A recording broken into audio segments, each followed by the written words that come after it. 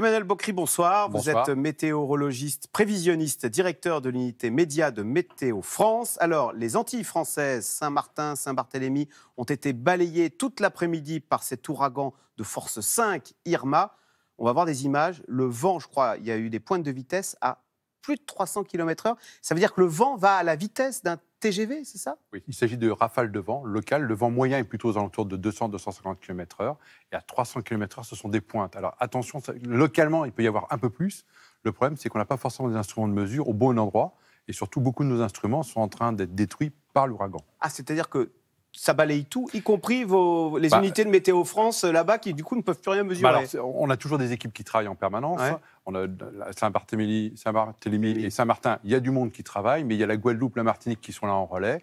Donc on surveille en permanence le temps, mais on sait que localement, ils peuvent perdre des transmissions, ils peuvent perdre des informations. Donc nous, à l'extérieur, on a l'information venant des satellites, des sorties de modèles, etc. Voilà, l'électricité a été coupée à Saint-Martin, la préfecture a été détruite. De mémoire de météorologue, vous aviez déjà vu un ouragan de telle puissance? Alors, un ouragan du type d'Irma, oui, des catégories 5, on en a déjà vécu, on en vivra encore d'autres. Ouais. Mais là, je dirais, le côté un peu exceptionnel, c'est qu'il passe sur les Antilles. Ça, c'est le côté exceptionnel. Alors, on va voir cet ouragan, parce qu'on va le comparer avec la carte de France.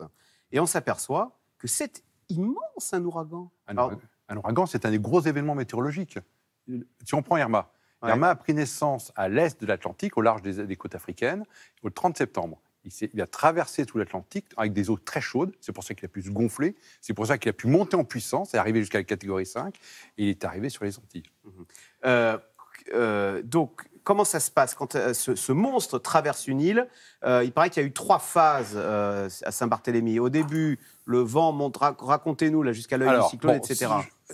Les phases peuvent se mélanger, ça dépend un peu des cyclones, mais globalement, en premier, ce qu'on voit arriver, c'est la houle cyclonique, c'est-à-dire des fortes vagues.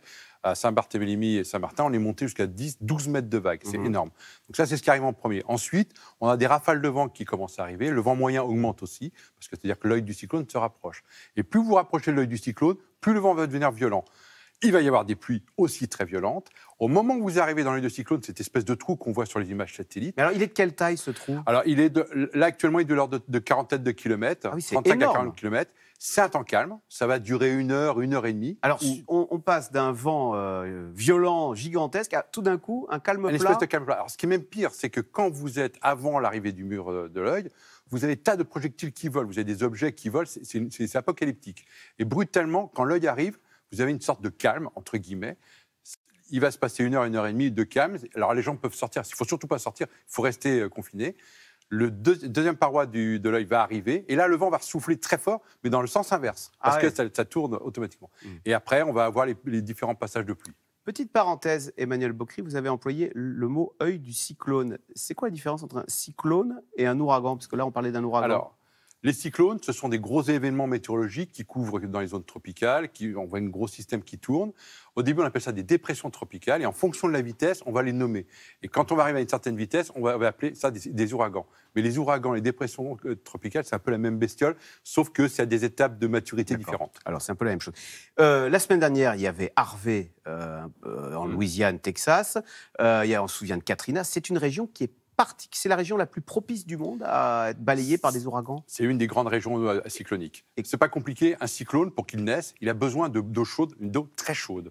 Et c'est pour ça que ça naît sous les tropiques. Si vous êtes trop au nord ou trop au sud, les cyclones n'apparaîtront pas. Ils vont mourir. Alors, vous me voyez venir, est-ce qu'ils sont de plus en plus forts? Est-ce que vous le constatez, ces cyclones? Alors, c'est difficile de dire qu'on constate une augmentation de l'intensité ou du nombre de cyclones. C'est très variable d'une année sur l'autre. Cette année, on sait qu'on a une saison cyclonique qui va être plus intense qu'une année habituelle. C'est parce qu'on a des eaux de température de mer qui sont beaucoup plus chaudes que d'habitude, moins de cisaillement de vent, donc des conditions favorables à ce que les cyclones se développent. Voilà, des eaux de mer beaucoup plus chaudes que d'habitude, on y arrive. Voilà. Est-ce que le réchauffement climatique est à l'origine de ces événements cycloniques qu'on a l'impression de plus en plus violents? Ou est-ce que c'est tout simplement parce qu'avant, il n'y avait pas la télé, donc on ne pouvait pas les voir? Alors, avant l'arrivée des satellites, il y a beaucoup de cyclones qu'on ne voyait pas, parce que les bateaux passaient, étaient détruits, on perdait le bateau, on ne savait pas qu'il était perdu à cause d'un cyclone.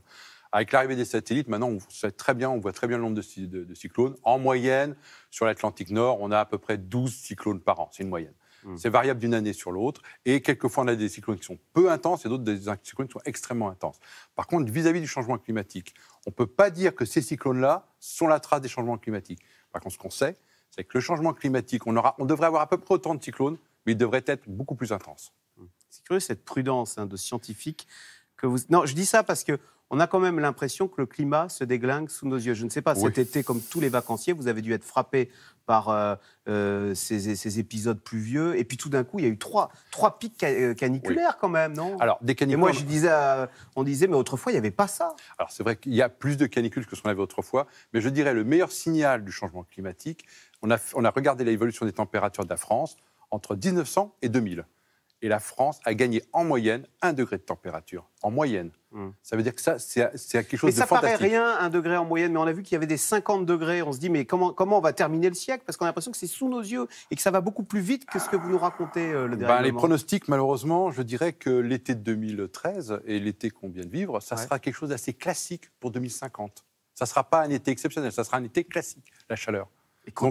Donc on sait qu'avec le changement climatique, on aura beaucoup plus d'épisodes de canicule. C'est clair, on le sait. Quand on voit les répercussions sur la végétation, les vendanges maintenant sont plutôt fin août. Avant, c'était fin septembre. Tout à fait. Mais ça, c'est un problème. Il va falloir que les vignerons, que l'ensemble du monde agricole s'adapte et que même la civilisation humaine s'adapte au changement climatique. Sur le changement climatique, on peut faire ce qu'on veut. Il est là. On ne peut pas y échapper. Ce que l'on peut faire, c'est éviter qu'il augmente de trop. Essayer de le calmer, entre guillemets. Donc, il faut agir dès maintenant. Et vous êtes optimiste Je suis moyennement optimiste parce que, en point de vue météorologique, je vois de plus en plus d'événements qui me confirment qu'il y a du changement climatique et qu'il est plus intense que ce qu'on voyait. Je dirais, au début, quand on a commencé à étudier le changement climatique, on avait des visions qui étaient un peu pessimistes. Là, elles sont vraiment de plus en plus pessimistes. Alors, cet ouragan Irma, là, il vient de quitter les Antilles françaises, il est au-dessus de Porto Rico. Alors, il va se déplacer, il va partir des Antilles françaises. Là, il est en train de partir, là, actuellement. Il n'a pas fini, il va y avoir encore du dégât, il y a encore des vents, des pluies. Il va se promener, entre guillemets, le long de la côte cubaine. Et à peu près au moment où il va arriver à la Floride, là, il va tourner quasiment angle droit et remonter sur la Floride. Il va arriver en Floride. On peut imaginer qu'il gagne encore en puissance avant de frapper la Floride? Très certainement, ce qui va se passer, il y a encore un peu de limite. On pense qu'il va garder encore 2-3 jours de niveau catégorie 5. Il va perdre un petit peu en frottant contre les différentes terres et perdre un peu en intensité, donc peut-être niveau 4. Et quand il va passer de Cuba à la Floride, c'est une zone où il y a de l'eau très chaude, il risque de repasser en niveau 5. Il y a une chose qui est certaine, la Floride n'échappera pas à ce cyclone. Soit il passera un peu à l'est, soit dessus, soit un peu à l'ouest. Mais dans tous les cas de figure, il y aura du vent et de fortes précipitations. Donc les États-Unis sont obligés de se préparer à ce cyclone. Une semaine après Harvey. Une semaine après Harvey. C'est curieux parce que les États-Unis, qui est un pays dont on dit qu'ils viennent de... Enfin, le président Trump est sorti des accords de Paris sur le climat, mais c'est le pays le plus touché, on a l'impression. C'est pas le plus touché, c'est un des plus touchés. Mais ce n'est pas le plus touché. Il y a beaucoup de pays comme Haïti qui sont beaucoup plus touchés. Il y a des populations pauvres, donc là, c'est encore plus catastrophique. Je voulais préciser sur Harvey, c'est un cyclone pour nous qui est un peu atypique. C'est un cyclone classique, mais il a eu le comportement suivant, c'est quand il est arrivé sur les États-Unis, il s'est mis, la situation météorologique a fait qu'il ne se déplaçait pas. Il est resté quasiment stationnaire, avec la particularité, une moitié sud dans l'océan et une moitié nord sur le terrain. Ça veut dire qu'il prenait son énergie dans la mer, et redéverser cette pluie sur le continent. C'est pour ça qu'on a des quantités de pluie phénoménales qui sont tombées sur le Texas. Il était plus pluvieux que venteux, c'est ça? Voilà. C'est plutôt essentiellement la pluie qui a fait le plus de dégâts que le vent. Mais le vent a fait des dégâts aussi. Et alors, vous qui êtes prévisionniste, il va y en avoir d'autres ensuite là, après, des cyclones oui, après Harvey, après Irma, on va avoir le petit frère, la petite sœur. On a José qui nous attend, qui est sur l'Atlantique, mais José, a priori, va passer au nord des Antilles. Eh bien, merci beaucoup, Emmanuel Bocrid, d'être venu nous commenter cette actualité très difficile, notamment pour les Antilles françaises. Je rappelle, donc météorologiste, prévisionniste et directeur de l'unité média de Météo France. Merci. Merci. Vous restez avec nous tout de suite. Caroline Roux, c'est dans l'air. Notre armée a-t-elle toujours les moyens d'assurer sa mission? Les militaires viennent de clôturer leur université d'été à Toulon. Les militaires qui n'ont pas forcément le moral. C'est tout de suite. C'est dans l'air. Caroline Roux.